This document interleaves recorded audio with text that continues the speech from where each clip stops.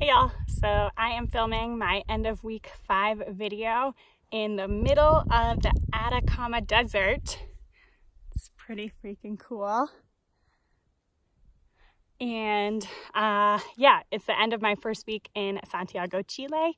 My sister is actually visiting me this week, and so we did a few-day trip. I think actually, I have no idea if we're north or south of Santiago, but a little trip here just to do some exploring. And also, in my 5th week, I had my first week of a new freelancing client who I'm working with to do some product management work. So I'm going to talk for this video just a little bit about work and how that's been going for me so far while on remote year, because one of my goals of remote year was to kind of push me to blow up everything that I knew and thought was like normal for work and see what I rebuilt up and see what I liked to do to challenge my brain, what I like to do for fun for work, and also like if there were new ways that I could make money. Because after reflecting over like the last 7 to 8 years of working, I kind of realized that while there were lots of things I loved about it, also I don't think I ever really thought outside of the box for what I could be doing.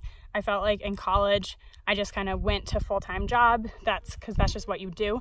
And I never considered anything else. And it's not a bad thing. I've had some amazing work experiences, but I think there's so many ways, so many different paths to work and paths to making money and paths to like challenging yourself and helping others through your work that a lot of times no one tells you about and you don't realize until later in life. So what I've been doing on remote year is basically trying to find a way to, instead of jumping back into a full-time product job, seeing if I can instead work on a series of projects, some of which I do to make money, some of which I do purely as kind of like a passion project, some of which maybe I do for a little bit of both, and see if I can build up to enough money to travel and also save some money, and also build up to continuing to learn as a product manager, learn maybe some other skills. I'm specifically interested in maybe getting better at digital marketing, and also I've been doing some design work. So yeah, let me just talk more specific. So the last week I did my first week of working 10 hours for a startup tech company. They're based in New York. They're a very similar company that I would have worked for before remote year. But this time I am working for them anywhere between 10 to 20 hours a week, doing various product work.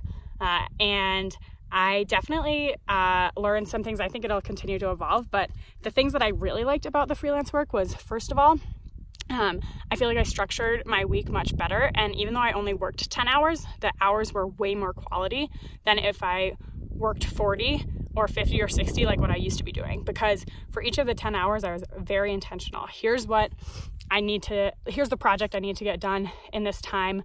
I'm billing this client, so during these hours, I want to make sure I'm super focused. I put myself into like a good area of the co-working space. It was deep work for all 10 hours, and that feels so rewarding at the end of the hour. So I felt like I really had a solid week of work, and I accomplished a lot, even though it doesn't sound like that many hours from the outside. The other thing I loved about it was that I could pick when I did those 10 hours of work. So if I woke up one morning and my energy wasn't good, rather than forcing myself to go to work and maybe not have a good few hours, I would go for a run, cook breakfast, and then I'd go in. And then I'd do way better. So some nights I did the hours at night, some I did them super early in the morning. And also I could structure them to let me do the activities that I wanted to do outside of work. So I wanted to take Friday off to explore a different area of Chile, and so I put all my hours, I front loaded them in the beginning of the week, and that was totally fine. So I definitely like that you have more control over when you do those hours. I think some of the things that were harder though with this type of work is just the pressure of a client. So I felt like every single minute I spent for them had to be like the best minute of work of my life. So an hour of work is much more exhausting than an hour of regular work. And I'll probably get a little more used to it as I go, but I think it'll always be somewhat like that, because if someone's paying you X dollars an hour and you send them over a piece of work and it's not good, they're going to start thinking, why am I paying you? And I think that's relates to the second hardest piece, which is like anytime I send over an email to this client, once again, it's early, so I think I'm extra sensitive, but every time I send over an email or a piece of work, I actually did some design work for them last week, which I had never really considered myself a designer, but it was super fun and they luckily liked it. But when I sent it over, I was like kind of freaking out because I was like, oh my gosh, if they don't like it, it's not like a normal job where they're like, that's okay, she can get better, she has other pros, it's okay if she's not great at this. Instead, they'd be like, well, if she's not gonna deliver, then we'll find someone else. So those were some of the things that made it a little harder, but so far, honestly, I freaking loved last week, and I'm doing it again this week and get to do trips like this, but also did a little work in a cafe this morning to make this all possible. So I'm gonna keep on seeing how the freelancing work goes. Hopefully this client sticks around, because that's another challenge of freelance work is you gotta find your own clients. But yeah, week 5, I'm happy I get to not only learn about travel and myself, but learn about work a little bit. And 3 more weeks to go in Santiago. We'll be heading to Colombia after that, but I'll see you all next week. Okay, so we just hiked up this sand dune.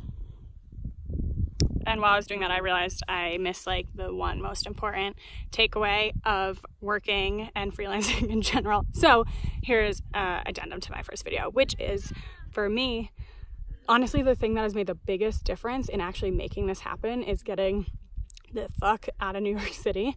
There's something about being here that has made me less afraid to just try it.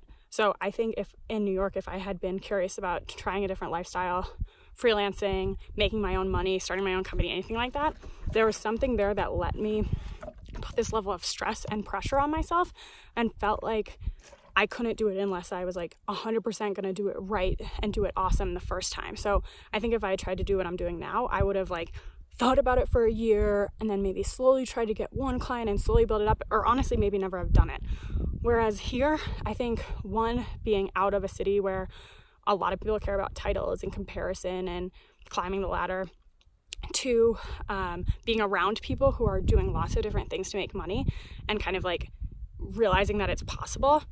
And then 3, just like for me, being in a freer mindset, I guess because of all those things, and also just physically changing my environment has led me to just try it, which is the biggest difference from what I was doing before, because you can never make it happen if you don't give it a try. And here I tried pitching myself as a part-time job once and it worked.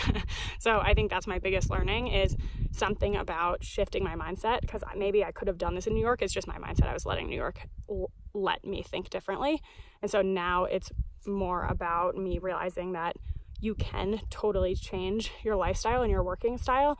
You just need to freaking do it.